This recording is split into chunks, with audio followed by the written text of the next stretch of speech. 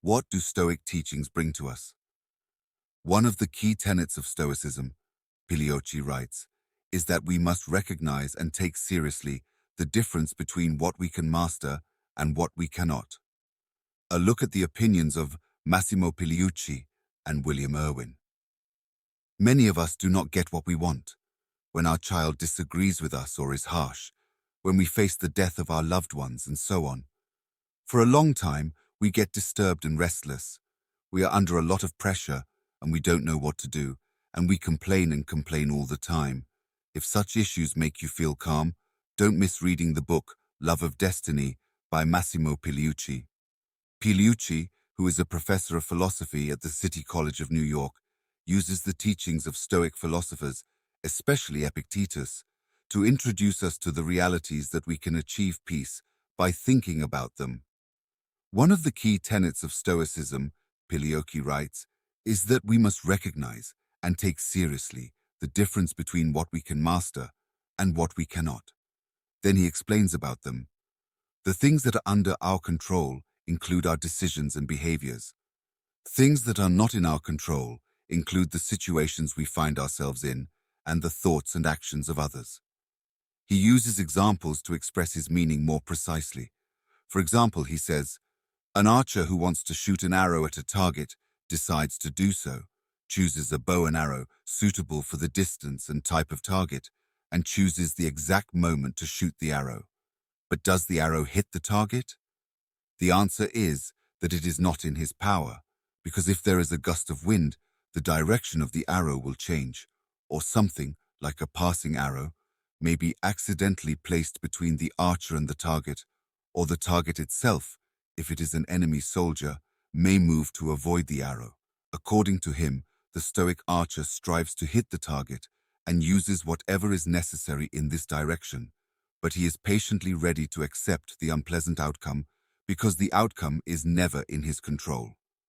He writes again, consider someone who thinks that due to his work background, high quality of work and good relations with his colleagues and the boss of his company, now is the time that he can get a promotion.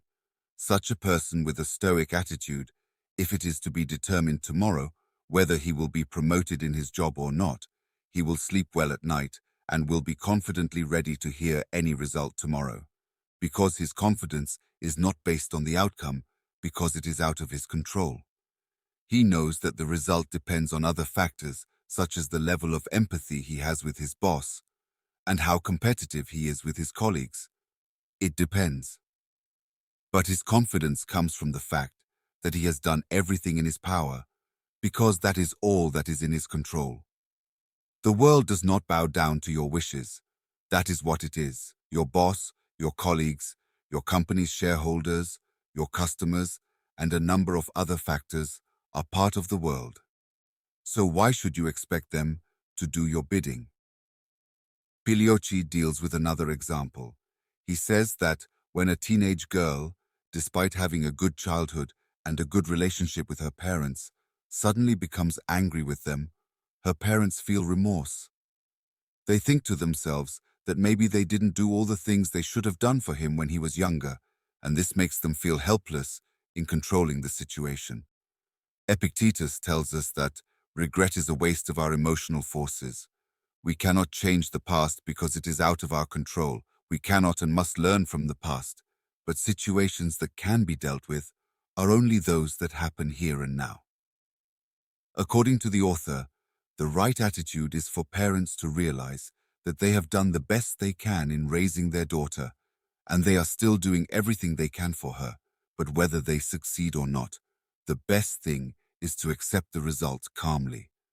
To accept, just like the archer should do the best possible job, regardless of the result, and the other person should try to make the best work file.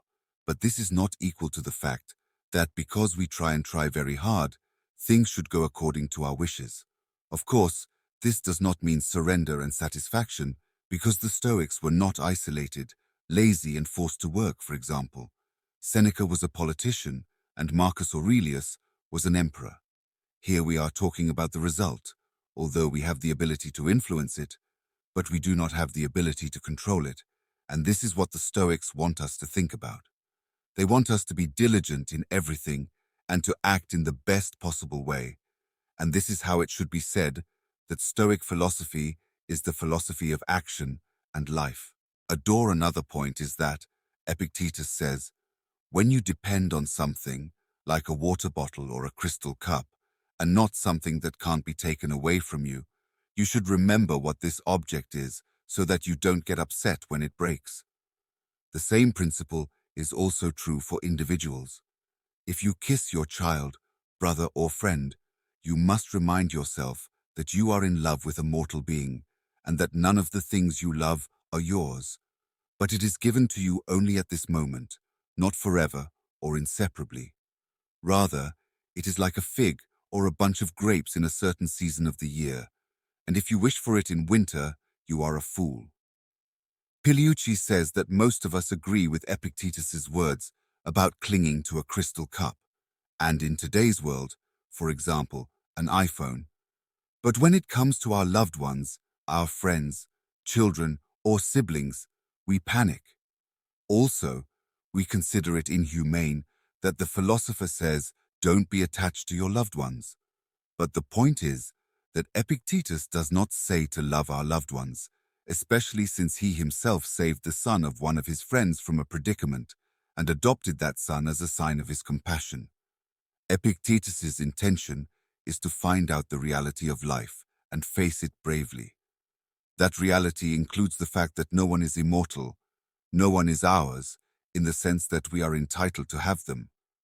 According to Pigliucci, understanding this issue is not only a way to maintain sanity during the death of loved ones or separation from them, but it is indicative of the fact that we can enjoy the company of our friends and loved ones and love our fellow humans and not forget this, that eventually, one day we and they will also leave. William Irwin writes in the book, The Stoic Challenge, that according to Seneca, after the death of one of our loved ones, some sadness and mourning is normal, but if it is too much, it is the result of our selfishness. Irwin writes, he means those people whose primary motivation for expressing grief and mourning in public is to show how compassionate and sensitive they are. According to the Stoics, in some cases, the sadness that some people experience due to the loss of a loved one is more due to guilt than sadness. A husband who takes his wife's presence as normal and obvious, and as a result, does not spend as much time with her as he should. If he loses her, it is obvious that he will not be able to correct the situation, and this thought will torment him. Those we love will not be with us forever. At least our own death will end this companionship. Therefore, the Stoics recommend that we constantly remind ourselves of how magnificent this being together is. It was possible that an event would end this togetherness, but it didn't happen. Aren't we welcome? It is on this basis that Irwin believes that according to this teaching and Stoic attitude, we appreciate the presence of those who are still alive, and the love we give them has a great impact on their lives.